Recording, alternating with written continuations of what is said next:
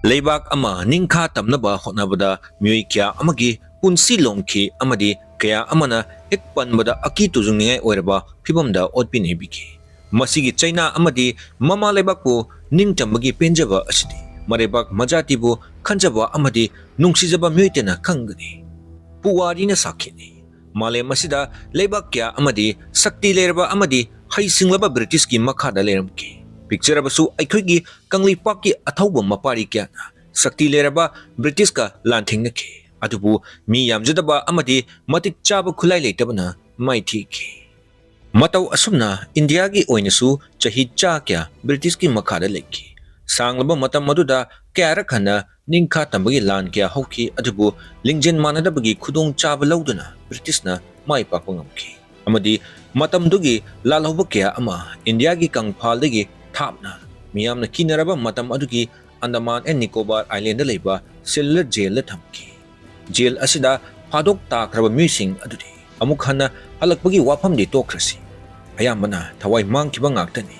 Miyamna Mapam Asibu, Yamna Kina Kalapani Haidunasu, Kangaribani. Mapam Asidani, Anglo Manipur Wargi Matunda, Maharaja Kulasandrasu, British in a Padok Bikiba. Kayamna Wana Kangangani Habadu, Amuktang. Mikup ama khantaduna yengbi asigumlaba puariga sagonarba amadi hek ningsingbada aki tuzungna pik thalaba adugumlaba kala pani gi video ama delidos manipur na mayamgi damakta uduna laksari video asida soidana khanglagani karigi damakta cellular jail asi sakhiba phadok singbu kamdongna thamki kamdongna japan gi makuta takhiba amadi manipur gi ningthauga andaman ga karamba mari lenariba haibna chingba maram sing soidana khanglagani channel asida Nauna lakpiriba viewers singna subscribe button da click amamamtang nambiduna channel asibu support tawbiramo amadi asigumlaba interesting oiraba video kya amasu leptana hing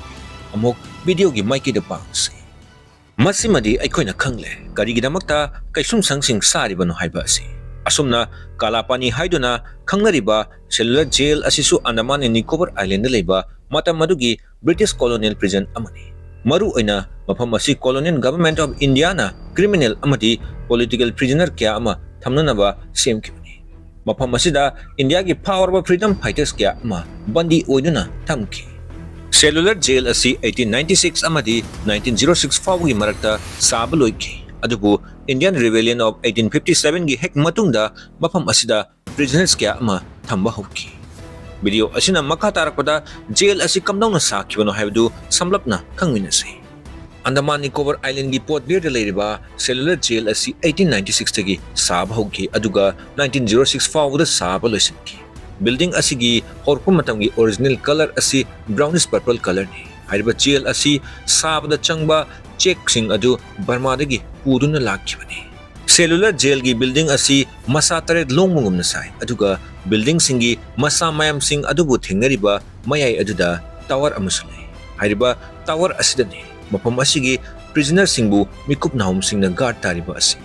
cellular jail gi design asi 18th century gi power by English philosopher amadi social theorist Jeremy Bentham gi panopticon haiba idea adudagi laurka sakibani panopticon gi maru oiba pandamdi prisoners masa khangdabida makoida guard amakhakna yengsinba yanabani tower dagi kapthorakpa masa building taret adu loina maksu straight line oi hek yengmuda cycle gi spoke ka yamnasu manai amakasu tower dagi sandokliba building taret adu gi mathaktasu mathon ahum amasu yawi amadi jail asida punna cell 696 leirami jail asigi ka amamgi achauba si submatagi 4.5 by 2.7 meter khak oirami aduga meter ahum wangna thongnaw macha amakaksu yaurami asumna jail asigi yama top prisoner singi marakta pau phauna ba yahandaba amadi yama tongan ba prisoner singbu thamliba asigi damakta cellular jail haiduna maming chali jail amadagi jail amada hingnaba matamdasu supmagi mayoknaba jail adugi maning thangba saruk aduka ugani matawasumna mafam aduda leiriba phadok sing aduna amana amaga pau phaunabagi tanja amata piramde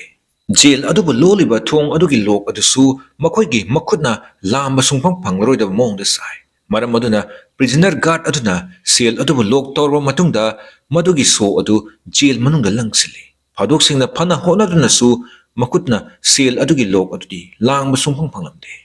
kalapani gi prisoner singna mafam aduda kamnaungna lenki video asina makha tarakpada mo khangminasi Kala Panigi jail asida leiba phadok singbo matam maduda aduki matik yama tamthiba mongda laknaki torture medical trial tawba amadi forced labor na maram oiraka mafam asida siba haiba asti anabu wafam ama oiramde asigumlaba jail asida thokliba miot minei prison asida piriba chinjaki quality mayam sing asigi mayukta prisoner kyana hunger strike tawki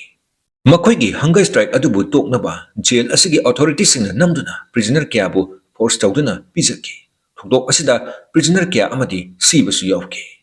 Kalapani gi jail asidagi prisoner kya amana nantoktuna chenaba honaki adubu mai pakpa ngamkide masigi ona tainabda makhoibu amkana phajinduna sibagi cherak piki Cellular jail asida maruina Chittagong armory case ta chenaba Manikchala bomb case Nasik conspiracy case Libong race course case revolt of Malabar amadi Tharawadi rebellions of Burmada chenaba Myokyabu phaduna mafam asida transport torki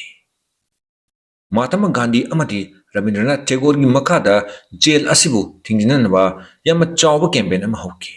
Masigi matungda 1937 dagi 1938 fawda mafam asida lairiba political prisoners mayam sing ajubu thadoklagani haina colonial government na lepki 1939 fawda hariba Kalapani gi jail asipungang hangki sahi ani lerba matungda mafam asi amkhana Japan gi makuta taki March 1942 da Japanese singna Andaman Island da British singi mathakta landaki mataw asumna cellular jail asi British ki prisoner of war amati British support tawba Indian kya amasu Japanese singna torture tawduna hatki maruoina Indian Independence League ki member kya spying amati espionage ki maralda torture tawduna tamthina hatki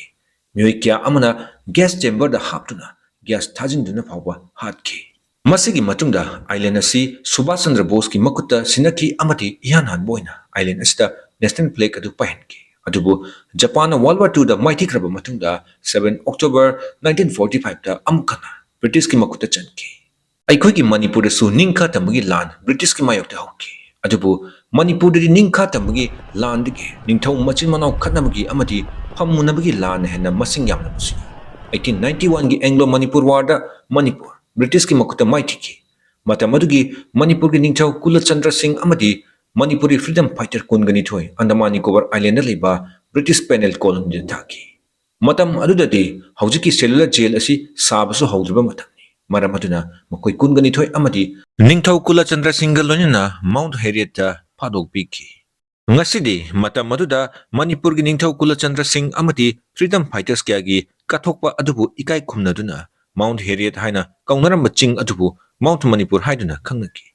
mafam asigi Mount Harriet National Park adusu Mount Manipur National Park haiduna khangnakre haujimak mafam asida semgat chagatpagi thabok haudrabasu matam kharagi matungdadi soidina yamna phajaraba ningsing khubam amadi oiragani video asigi aroiba saruk ama oina isana chacharuba cellular jail amadi Mount Manipur gi haujiki mami sing adu amutang meeting tabi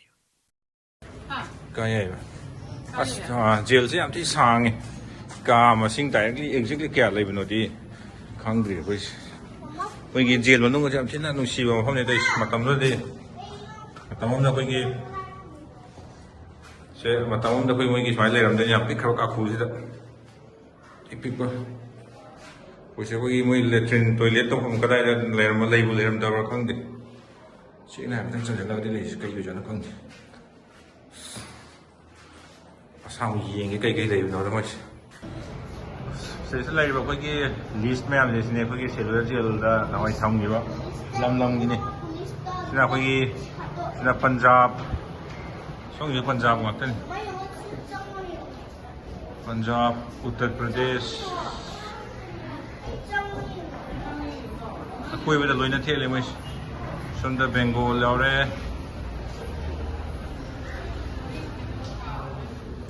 Bengal de gina mugi sisu Bengal gini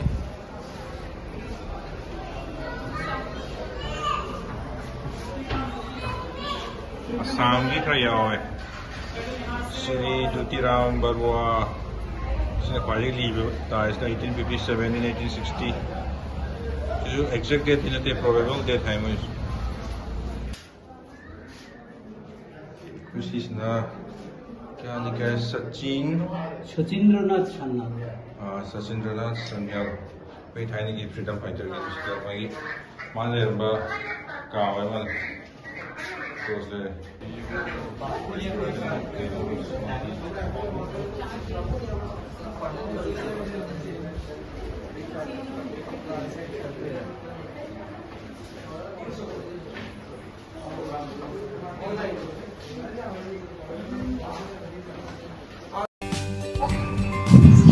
गाड़ी से सी higher तो उन्हें सी पूरा के सकते हैं सी कोई फेरी जाओ का लगा टिकट इसलिए टिकट हम तांग में तेरुपा उन गाड़ी आओगे चाम का माउंट रहते यार गाड़ी बाइक दोनों जो आपका लसना तो जो सिंग हम देगी सोंगी सिंग हम वही जो संलान दे सोम साइड ने कोई माउंट हेरियट है जी और जितना माउंट मणिपुर ना चेंज हो गए हमें हमें में से वे लुक कर ऊपर इतने हिंगे वाले थे क्यों गाड़ी में हमने मैं उनसी की फेरी स्टाफ आपको लगा सुनाखन की सिंग से ने पूरे सिंग का सोचते तो म्यूजियम ताया है पूरा कोई खून में करता 17 October 2021 दा इंडिया की होम मिनिस्टर अमित शाह ना एंग्लो मणिपुर वार की फ्रीडम फाइटर सिंबो इकाई खुमनबो ओइना माउंट हेरियट हाइना खंगरंबा दो माउंट मणिपुर हाइना ममिंग थोनकी ngasi mayamna mangdu ubirba lambi asi koigi Mount Manipur taba lambi aduni hairiba lambi asi chorakna koigi ngasagi ithangpham adudagi na chorakna kilometer ani natraga ani makhai muk lapkani na kanji 1891 da Anglo Manipur war loiraba matungda Manipuri kunga humdoi maitai ningthau Kulachandra Dhwaja Singh yauna Andaman Amadi Nicobar Island leiba British penal colony amada loitha ki hai haiba koigi British penal colony adu masigi koigi Mount Manipur haira khangariba chingdol aduda leiki haine ngasigi koigi khongsit asi mapung phan nabugi damakta koina ahanbada Manipur dagina Kolkata fawola a plane da dugamo direct flight leitabnina Kolkata dagi mu connecting flight oina koigi Andaman and Nicobar fawba chale matam maduda hauji port blair da leiriba cellular jail asi sadri maram maduna Mount Herit da bandi oina Manipur gi ningthau Kulachandra yauna Manipuri kun ga humdoi bandi oina leiba taki ये मणिपुर पर्वत national park ऐसे सीचंग बगी कोई entry ने उससे की ticket का करेगा Mount Manipur da langtuna khoiki maitai gi ningthau Kulachandra Singh amadi mahaki khongbu singna leiramba mafam adu yoksinjaba ngamba sida laibuk phaba mani haina kanjai tasengna mafam si yobu matamda khoiki puning nungsiba amadi matau karamna matamdu da lelamgani haibdo kitang khalukda puning nungsiba phawe hauji koi yoksinjare Mount Manipur gi khoiki changamdai da leiba khoiki parking de yoksinjare ada koigi signboard am the liba si blue machugi songi site in changdis mangda uriba sangasina ek sangpham gate ki oinarom thangba leiba koigi Mount Manipur gi mathak leiba guardians de leiba guest house जैसे कोई हाइने की कहीं हाइनो gunmen camp security camp constructed during British rule by convicts of penal settlement using local stones and surkhi mortar we thaina British le em thamda sarma ken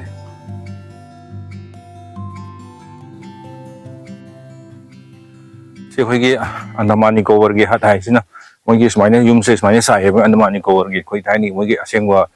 Andaman gi vesinga sigi yum makhan di smaine sa hai Andaman Nicobar hat khoi check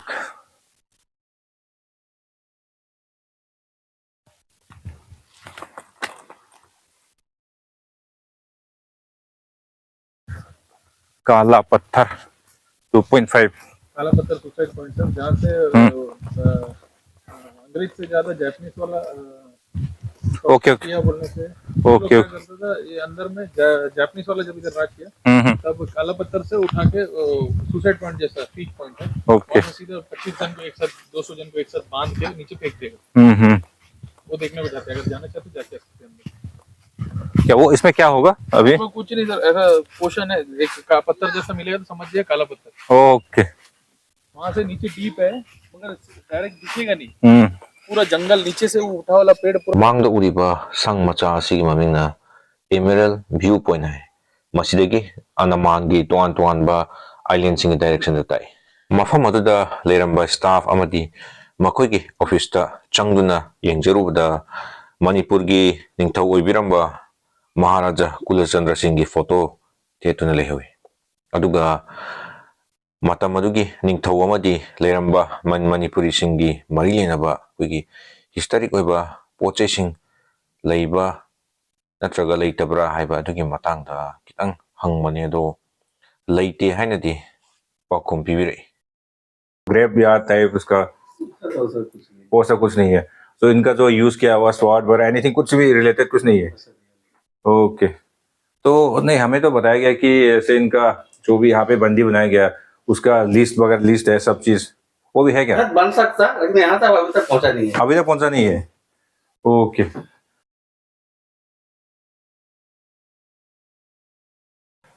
mafam asida leiramba staff singda hangbadagi haibirei madudi manipur ningthau kulachandra amadi mahaki khongbu singda leiramba mafam adu mafam isdagi panglap laptana chatlaga leiba chief commissioner banglo haiduna kawwa mafam ama leiramisda haiba banglo adudi pura mapung wana leibadi natre pura akai toy brakta semgatlaga leiba mafam ni haiba mafam asigi akoibada leirami haina haibirei sida akoina changliba mafam si sigi mafam sida su leirami hai do kamai tawun haibda mayam yengminasi mafam se kitang di su lambi si su nongna semba male sida khoigi kitang ko aga leirima mafam se sida yum oi kai saraga leirami haiba khangjari mokoin haibirei sumaina yum oi saraga leirami hai si mafam sida ne khoigi manipur gi fadok sing leirami hairiba mafam ase sida khoigi pillar gumba khara urai ado yam changga ni namdre videos adi mafam se yam kana songba khot mafam sore matang asida daily dose manipur na mayam digi kaina na buya thangni chiri amadi asigum laba interesting oirba video kya ama pudun laksake mathangi video da amuk unarase